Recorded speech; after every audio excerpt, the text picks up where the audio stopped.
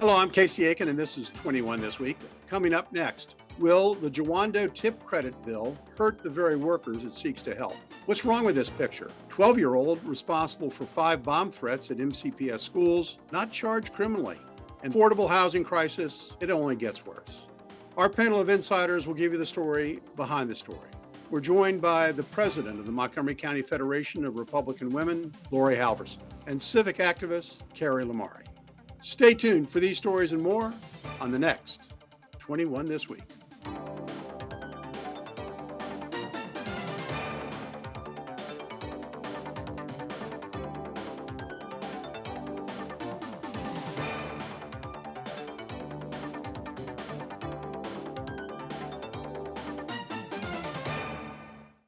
Councilmember Will Jawando has introduced a bill to eliminate the tip credit for Montgomery County's minimum wage.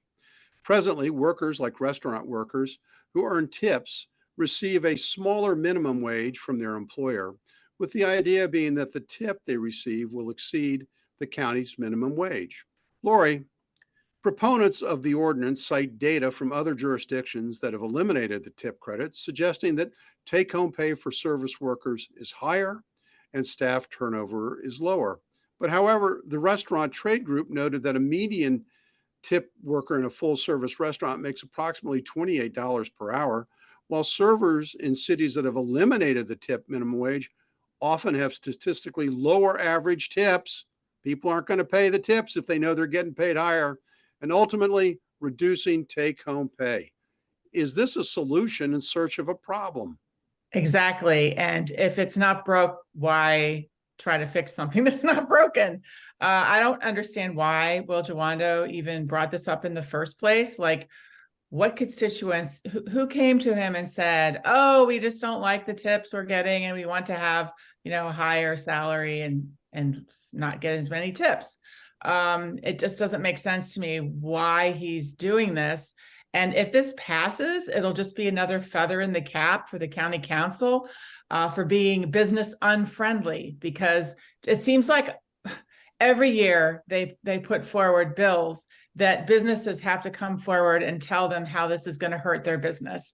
The Silver Diner owner came forward, and it's not easy for them to come forward because they're trying to be friends with the county council and trying to look like they're supporting everything. But then, so it's really brave for some people to come forward. And so I really my hat's off to the Silver Diner owner for coming forward, because he has businesses in DC which have changed the rules to a similar system that Will Jawando is trying to change it to. And he has had data to prove that they lost $7,000 in a month. And that's just in the beginning phases. When they phase the completely, it will be a $30,000 loss when he was before making a small profit. So, I mean, the profits are very thin for restaurant owners. And when you change something like this, it really just turns everything around, and it's just not, it doesn't make any sense. Well, not everybody tips well. I think that's, part of the issue. And Cary, opponents of eliminating the tip credit have a caution that county restaurants will likely adopt an automatic service charge to offset the financial impact, a practice adopted by many restaurants in Washington after the tip credit was eliminated there. They also warn that restaurants may respond by eliminating servers altogether, moving to self-service and a counter mode, or relocating to nearby municipalities. I mean, my goodness, anytime you go up to a counter and you put your credit card in, you're being asked for a tip. So is this legislation wise, and is it necessary? Our county government has interjected itself in every industry there is. Rather than try to create new opportunities, new jobs, encouraging businesses to come in, they're trying to tell businesses how to run their businesses. That's not how it works. Okay. What did McDonald's do when they raised the minimum wage? They created kiosks. I can imagine restaurants today putting kiosks on our tables, so that we don't even need a waitress or waiter. I mean, it's absurd. I used to work in the restaurant industry when I was young, and I can tell you, the waitresses that were very personable, that were able to interact, I mean, they make good money. I mean, it's a social industry. When you start to put guidelines on how much the tip should be, or whether we should put service charges rather than tips, then it takes the personal interaction out of the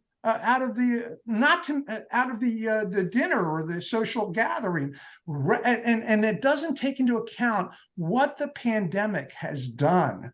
The industry suffered significantly. Many have gone bankrupt, and now you're asking them to change the way they operate. Oh, well, Cary, I appreciate your comments, because I was a waiter and a bartender for many years while I was going through law school, and I hustled, baby. I hustled my fanny off just to try to improve the tip that I was getting from people. Laurie, it's not surprising that restaurants hate this idea, since it increases their operating costs.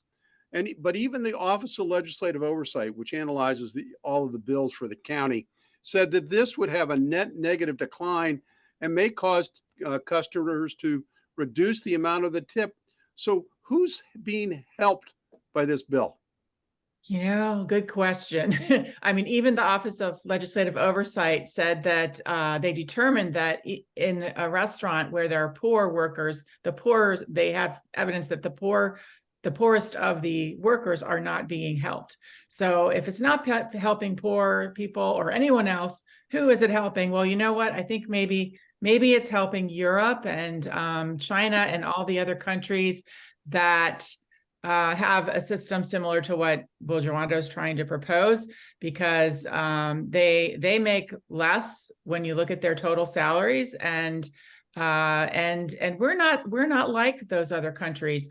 We are an exceptional country, and we need to have, we don't have to be like them.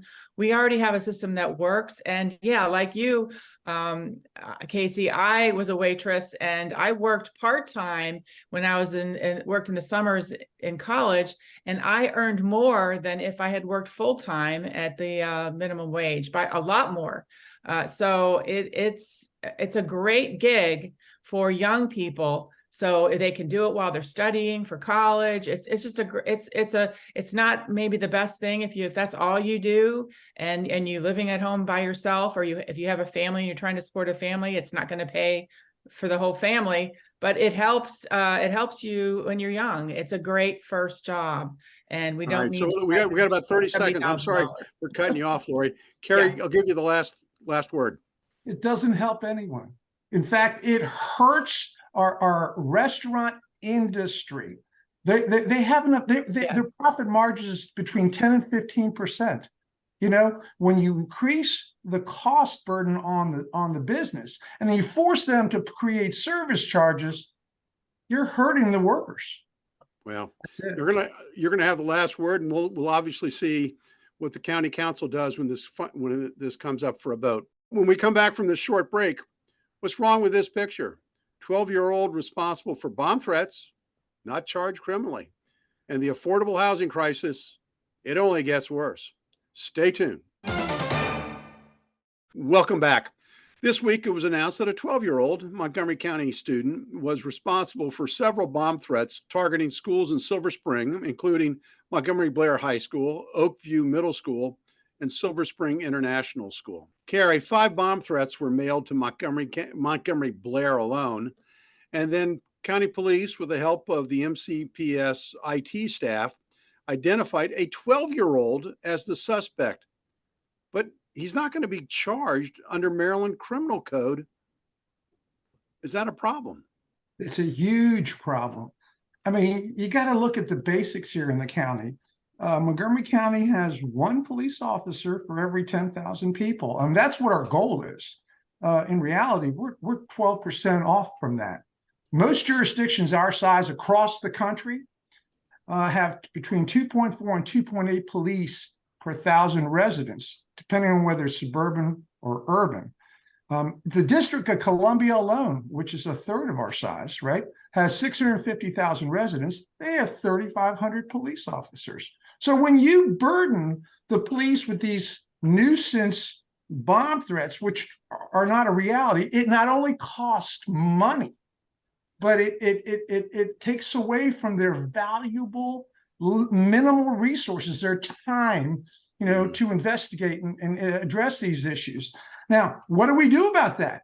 12-year-olds, children doing these, their parents have to be held responsible, unfortunately. And there lies another question. We talk about progressive rights, and I'm a Democrat. I'm a moderate Democrat, okay? Parents have to take a more responsible role in these kind of situations. When you look at the overarching population and their concerns, and we have limited resources, we got a big problem. And it doesn't help when you have council members try to attack the veracity, the integrity, the quality of our police. And they're doing that. Some are trying to defund, have stated. One council member specifically said, defund them all. Yeah. On Twitter.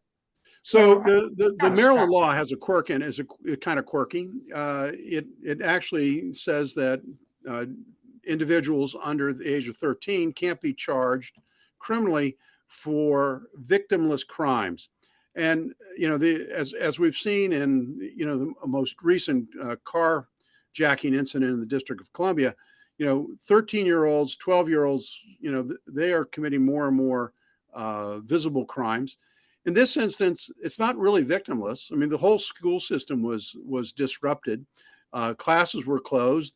Other students were forced to not attend class. So, Laurie, is it just a quirk in Maryland law, or is society, not recognizing the fact that young people, even under the age of 13, can really commit and do terrible things?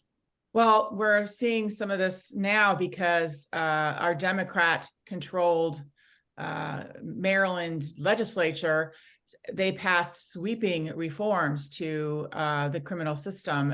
Senate Bill 691 that passed really changed how everything works. The 12-year-old that made all those bomb threats, he knew, I think it's a boy, but I'm not sure actually. He knew that he knew he would not go to jail. So he knew about the laws. He knew the laws have changed. So that's a big part of it. And even Wes Moore acknowledged that he supports tweaking the law as is. Why didn't they say anything before? We Republicans were complaining about it. Well, we need to elect more Republicans to get some changes to happen here. Well, there's a broader societal problem, and I think Cary was touching on this about not holding people accountable for their actions.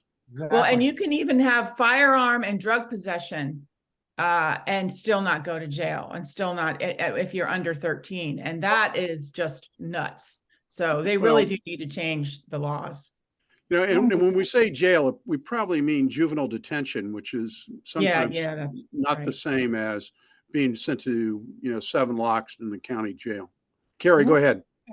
And we're going after the family's ability to be parents. I mean, more and more, whether it's our school and their curriculums and their religious beliefs, or whether it's punishing a child for doing something so egregious as committing a bomb threat. These parents are afraid to punish their own kids. And I agree with Cary. Parents have been left out of the equation here. I mean, when I was reading the articles about it, I didn't hear anything about the parents. So, we've got to hold parents accountable to some extent, as well as the kids. Well, in some instances, as we saw with the carjacking in the district just recently, the mother of the 12-year-old who participated in the carjacking turned her son in when she realized that he was involved. So you're right. I think on all levels we need greater responsibility and greater parental responsibility.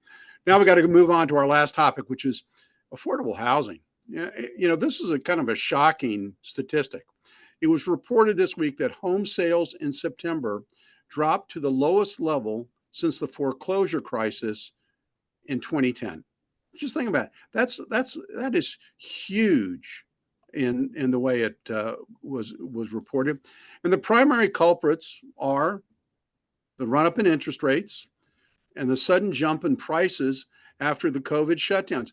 A nearly 35% median increase in the price of homes in Montgomery County.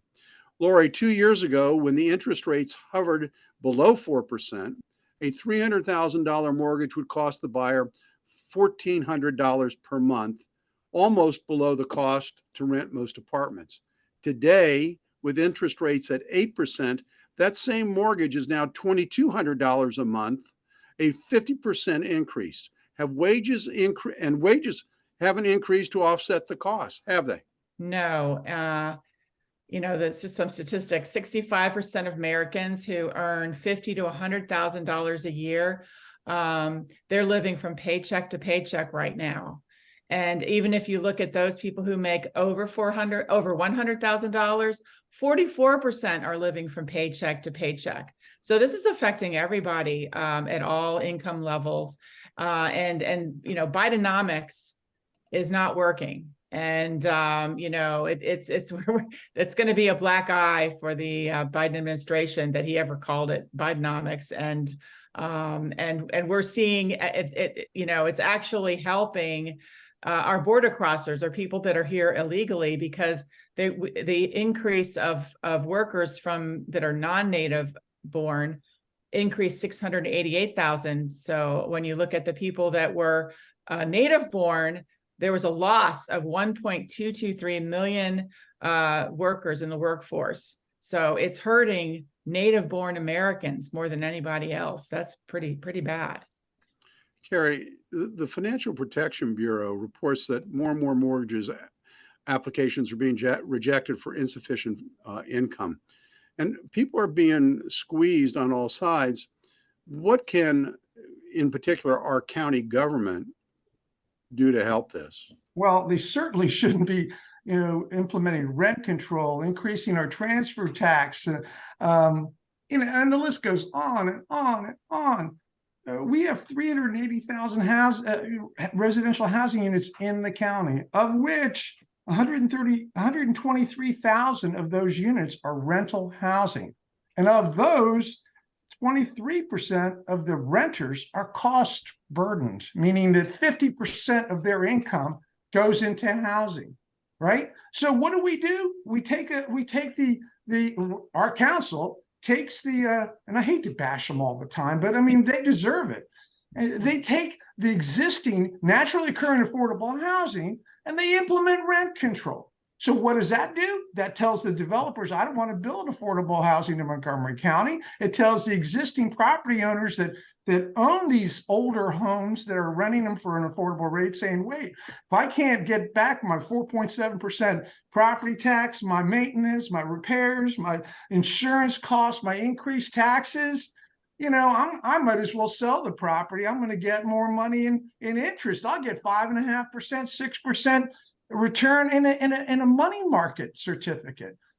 The county council, as I've said earlier and on numerous other occasions, feels it necessary to implement micromanagement on the business opportunity, on the business itself, whether it's restaurants or here it is housing. And that never works. Well, the laws of physics, which are every action has a reaction, and the laws of economics are very similar to one another. In Prince George's County, a new proposal has been instituted that all multifamily dwellings over a certain size, I believe it's 100 units, maybe it's 50, will be required to upgrade their security cameras and lighting.